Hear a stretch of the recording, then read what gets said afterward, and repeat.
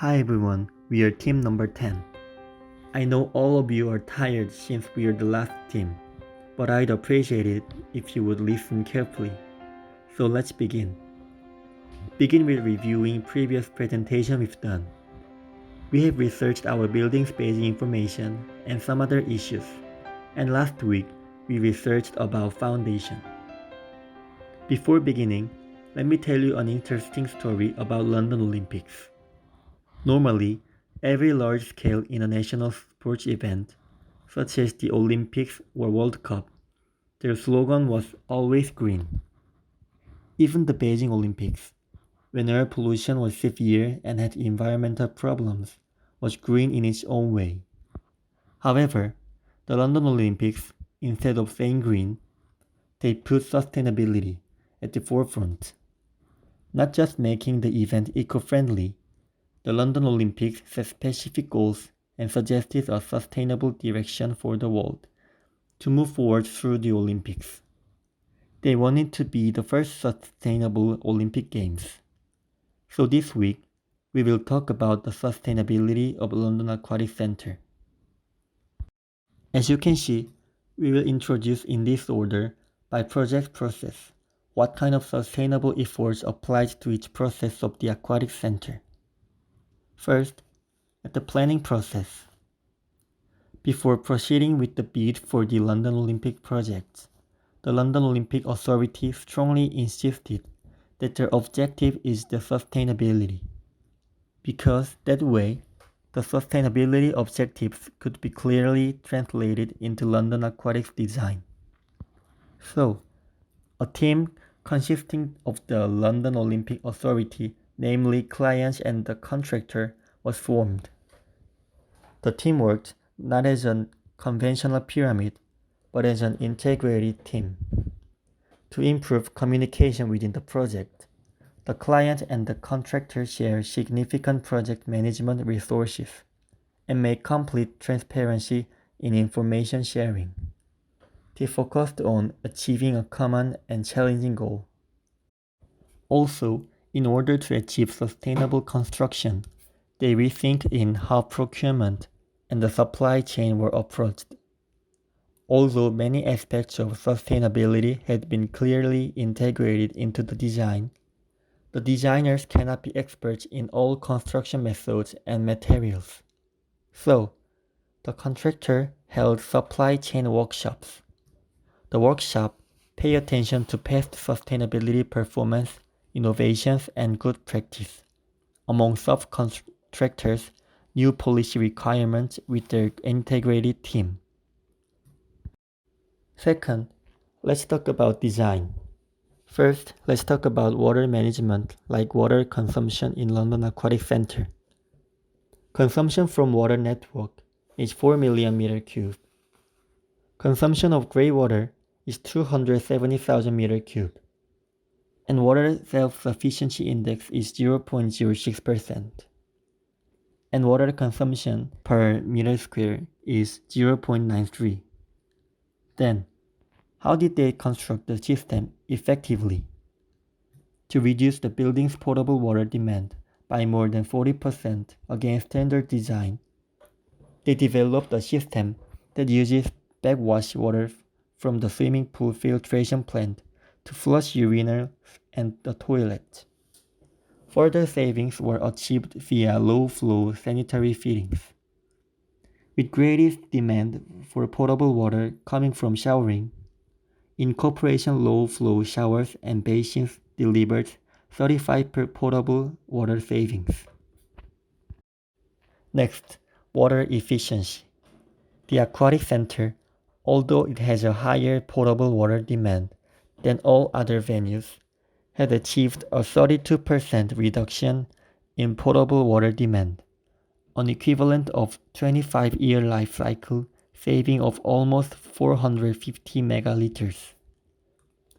Most of the reduction has been achieved through the specification of low-flow fixtures and fitting that use significantly less water than conventional fixtures. 9 liters per minute flow showers, 5 liters per minute flow taps with auto-off controls, and 4.5-liter single-flush toilet. We just mentioned gray water before. Gray water recycling was a serious problem. First, what is the gray water? As you can see in this picture, gray water is all the wastewater generated in households or office buildings from streams without fatal contamination. The aquatic center could not be connected to the site-wide non-potable water network due to insufficient space in the service corridor connecting the venue to the main site. Alternatively, it employs a 53,000 gray water recycling system to employ the vast quantities of wastewater. Approximately a third of this processed water, 67.5 megaliters, is treated to a known potable standard to meet toilet and urinal flushing demands, substituting mains water use. Next is ammonia chillers. What is ammonia chillers? It is a system of refrigeration that uses ammonia. Ammonia is the chemical that is used to absorb the heat from one area and bring it to another area to dissipate. Official Development Assistant, called ODA, was put under considerable pressure to eliminate hydrofluorocarbons from permanent cooling systems. Preference for ammonia or hydrocarbon chillers was indicated due to the significantly lower global warming potential of the respective coolants. A total equivalent warming impacts assessment for the aquatic center indicated a marginal 25-year life cycle global warming benefit of 130 tons equivalent CO2 through substitution of HFC chillers with ammonia chillers, equivalent to the energy consumption of approximately 1.5 typical UK households. But at a cost of £500,000, it is questionable whether the decision reflected value for money. Finally, let's talk about natural ventilation in temporary stands. The aquatic center also employs an innovative solution to reduce energy consumption during game time operation. Detailed thermal modeling and elemental redesign of the 50,000 sheath temporary structures enabled mechanical cooling to be entirely eliminated. The resulting carbon saving during game time operation is approximately 56 tons and the resultant cost saving over 250,000 pounds. The third one we will talk is the construction. The aquatic center demonstrates how a pragmatic approach to material selection can significantly influence the sustainability of the building. They used special materials to make a difference. The contractor's aquatic team were the first on the park to push coarse aggregate substitution beyond 50 to 76%. They used stent as the coarse aggregate substitution. Stent is the term used to describe the waste granite rock material that has been separated from the china clay. This stent solution meant that fewer tons of the china clay waste were deposited, and fewer tons of primary aggregates were quarried. Starting with the stent solution, construction team tries to use secondary materials for the construction. Secondary materials for loose aggregates are followed by the stent solution. The construction team used over 80% of the loose aggregates from recycled source. It is a significantly higher percentage than any park. Most of the recycled aggregate was construction and demolition waste from elsewhere in London area. Also, they used GGBF cement substitution in their building. GGBF cement is ground granulated brass furnace slag, which can be obtained from a byproduct of iron and steel making. This furnace slag is highly cementitious and high in calcium silicate hydrates, which is the strength-enhancing compound which increases the strength, durability, and appearance of the concrete.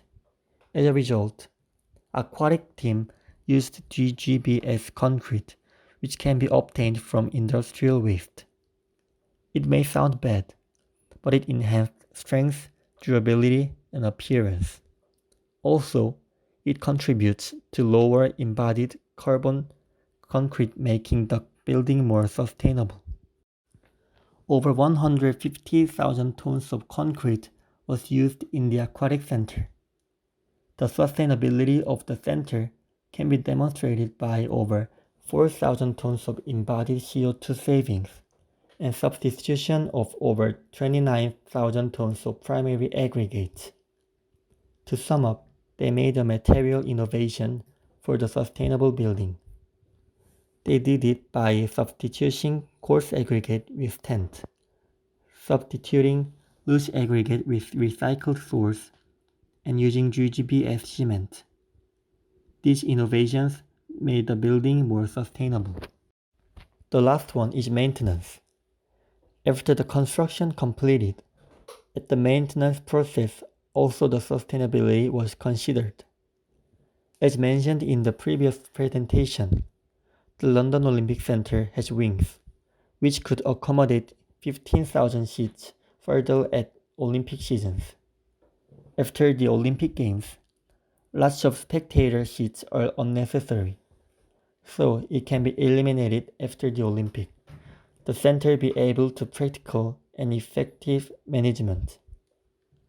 After the foundation, wall, frames, roof settled down in place, construction waste left over at the site.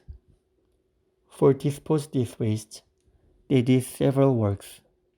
For example, the salvaged timber was separated at the constrained site boundary. This timber was manufactured into vegetable planters for local schools and donated to a local farm. This segregation of aquatic center construction waste results in approximately 96% of water diverted from landfill. This slide contains face images of our team members. Lee Junsu, Im Hyung-gyu, Yang Jae-young took the researching part, and Go Jae-sung, Shin Sun-woong integrated PPT and elaborated and took recording. Thank you for listening our presentation.